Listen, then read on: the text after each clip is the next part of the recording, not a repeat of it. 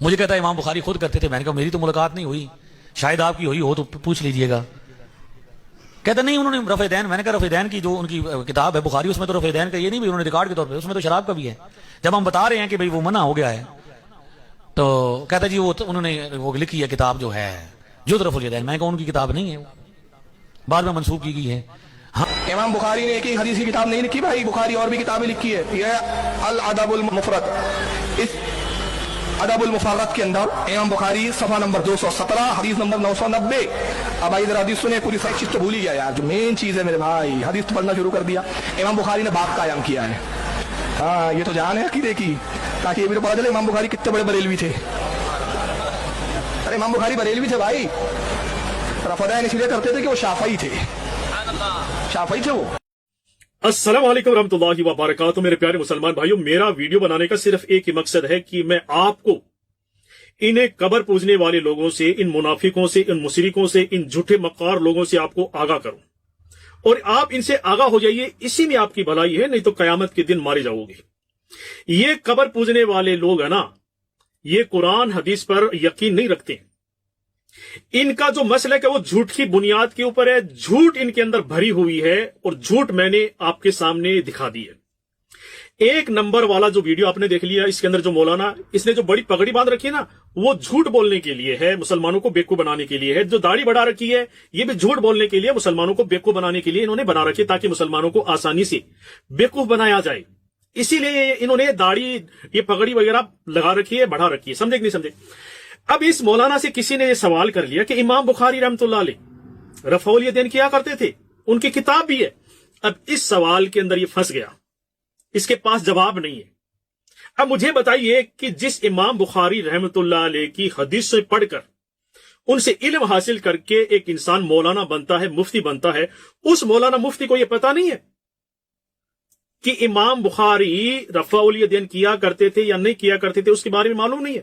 یہ ہو نہیں سکتا, یہ کبھی ہو نہیں سکتا کہ کسی عالم مفتی کو یہ پتا نہ ہو کہ امام بخاری رحمۃ اللہ علیہ رفع الیدین کیا کرتے تھے یا نہیں کیا کرتے تھے. یہ ہو نہیں سکتا کہ اس کو معلوم نہ ہو.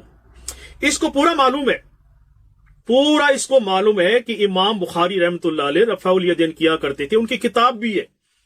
لیکن کسی نے سوال کیا تو اس کے پاس جواب نہیں ہے, تو اس نے جھوٹ کا سہارا لیا کہ ہماری تو ملاقات نہیں ہوئی, تمہاری ملاقات ہوئی تو پوچھ لینا. وہ رفع الیدین نہیں کرتے تھے, ان کی کوئی کتاب بھی نہیں ہے. اس نے جھوٹ کا سہارا لیا ہے, کیونکہ جواب نہیں ہے نا. اسی لیے ان کے یہاں جھوٹ ہے نا, وہ چھوٹی چیز ہے, بڑی چیز نہیں ہے جھوٹ ان کے یہاں.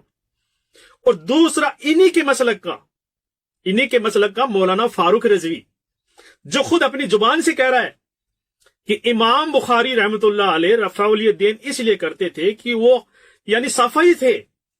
خود دلیل دیے اپنی زبان سے. مولانا فاروق رضوی نے کہا ہے کہ امام بخاری رحمۃ اللہ علیہ رفع الیدین کیا کرتے تھے, اور یہ مولانا کہہ رہا ہے کہ ہماری تو ملاقات نہیں ہوئی, تمہاری ملاقات ہوئی تو پوچھ لینا. بتائیے کہ ان کی کوئی کتاب نہیں ہے, وہ رفع الیدین نہیں کیا کرتے تھے. سیدھا انکار کر دیا اس نے, سیدھا کا سیدھا اس نے جھوٹ بول دیا.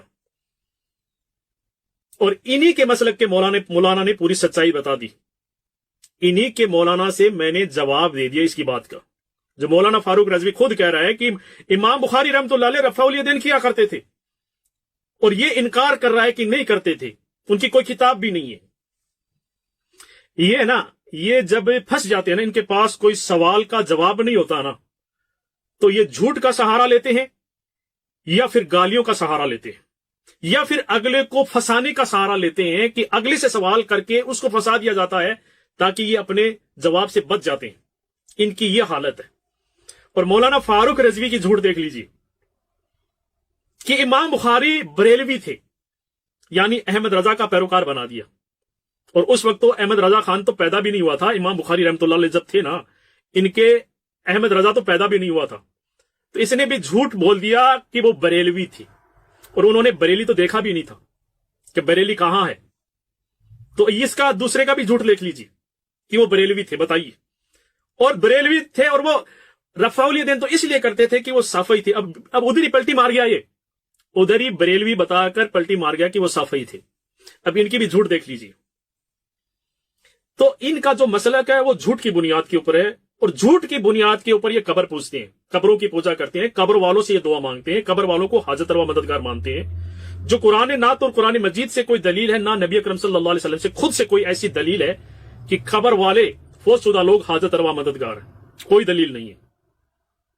ये झूठे मक्कार लोग हैं, इनसे बचिए मेरे प्यारे मुसलमान भाइयों। झूठ मैंने आपके सामने दिखा दिए, लेकिन फिर भी आप नहीं समझ रही हो। अरे मैं खुद बरेलवी था, कब्र पुजवा था एक नंबर का, इस मौलाना फारूक रजवी का मैं फैन था, लेकिन जब कुरान हदीस की सच्चाई मेरे सामने आई तो मैंने सच्चाई को कबूल किया है।